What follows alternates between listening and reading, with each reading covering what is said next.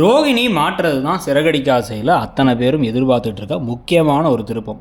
இன்னொரு பக்கம் சிறகடிக்க ஆசைன்னு இந்த டைட்டில் வச்சுருக்கனாலே என்னவோ கொஞ்சம் கொஞ்சமாக பறக்கிறதுக்கு ஆசைப்படுற ஒரு சின்ன சின்னதாக வேலை செஞ்சுக்கிட்டு இருக்கிற சில மக்கள், இல்லை வாழ்க்கையில் கொஞ்சம் கொஞ்சமாக படிப்படியாக முன்னேறி வர மக்கள்னு சொல்லி பொருளையும் எடுத்துக்கிட்டோம் அப்படின்னா மீனாவுடைய வளர்ச்சியையும் இந்த சிறகடிக்க ஆசைன்னு கொண்டு வரலாம். கொஞ்சம் கொஞ்சமாக பூ கட்டிகிட்டு இருந்தாங்கன்னு சொல்லிட்டு அவமானப்படுத்தப்பட்டு, ஏழையாக இருக்காங்கன்னு அவமானப்படுத்தப்பட்டு, அங்கேருந்து மாறி அவங்க எப்படி வராங்க அப்படிங்கிற விஷயமெல்லாம் ஒரு பக்கம் இருக்குது. அதில் முத்து எவ்வளோ உறுதுணையாக இருக்கார், அவரும் எப்படி தனித்தனியான விஷயம்லாம் பண்ண போகிறாருன்ட்டு.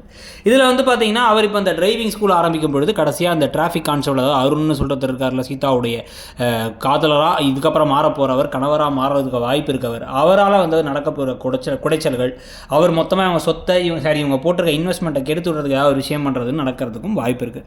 ஸோ இது ஒரு பக்கம் வச்சுக்கிட்டிங்கன்னா, இன்னொரு பக்கம் பார்த்தா ரவியும் ஸ்ருதியிலையுமே ஸ்ருதி திருப்பி இந்த ரவி ஒர்க் பண்ணுற ஹோட்டல்லே சேர்ந்து அங்கே நடக்கக்கூடிய பிரச்சனைகளில் நீத்து கடைசியாக ரவியும் சேர்த்து வேலையை விட்டு அனுப்புகிற மாதிரி சுச்சுவேஷன் நடக்குதா?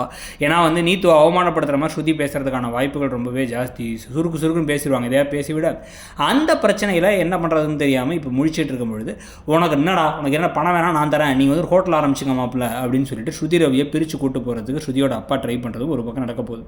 இது எல்லாத்துக்கும் நடுவில் இப்போ இமீடியட்டாக பார்த்தீங்கன்னா ரோகிணி மாட்டாங்களாங்கிற கேள்வி நம்ம எல்லாத்துக்கும் வந்துகிட்டு இருக்க, அதை காமிக்கவே இல்லைன்னா மக்கள் கடுப்பாயிடுவாங்கிறதுனால சரி இதை காமிச்சிடலாம் அப்படின்னு முடிவு பண்ணி தான் என்ன பண்ணுறாங்கன்னா, அதுக்கு இன்னொரு முன்னோட்டமாக நாளைக்கு முதல்ல கிறிஷ் இங்கே தான் சென்னையில் தான் இருக்கார், கிறிஷோட அம்மா இங்கே வந்துட்டாங்கிறத முத்துக்கு தெரிஞ்சுட்டு முத்து அது யார் அம்மானு கண்டுபிடிக்கிறது ஒரு ட்ராக்.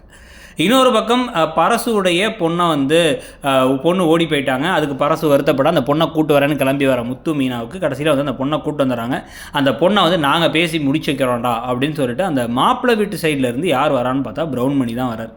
ப்ரௌன் மணி கிளம்பி இங்கே வர, அதே சமயத்தில் முத்து மீனாவும் இந்த வீட்டுக்குள்ளே இருக்கும் பொழுது இப்போ ரெண்டு பேரும் ஒருத்தர் சந்திச்சுக்கிட்டா ப்ரௌன் மணி என்ன சொல்லுவார், நான் ப்ரௌன் மணியே கிடையாதுன்னு சொல்லுவாரா, இல்லை அது என் ட்வின் பிரதர்னு சொல்லுவாரா, இல்லை சின்ன வயசுலேயே பிரிஞ்சிட்டோன்னு சொல்லுவாரா, இல்லை என்ன கதை விட போகிறாரு, இல்லை எப்படி மாட்டிப்பாங்களா, மாட்டிட்டு கொஞ்சம் கொஞ்சமாக இதில் ஏதோ ஒரு பெரிய சதி வலை இருக்குங்கிறத கண்டுபிடிக்க ஆரம்பிப்பாங்களா, இல்லை இவ்வளோ தூரம் காமிச்சிட்டு கடைசியில் அவங்க பார்க்கவே இல்லைங்கிற மாதிரி முடிச்சு விட்ருவாங்களா, இவர் முகத்தை மறைச்சிக்கிட்டாரு பார்க்கவே இல்லை அப்படிங்கிற ஒரு விஷயத்துக்கு 3 எபிசோட இழுத்து கொண்டு போக போகிறாங்களாங்கிறத பொறுத்து இருந்து பார்க்கணும்.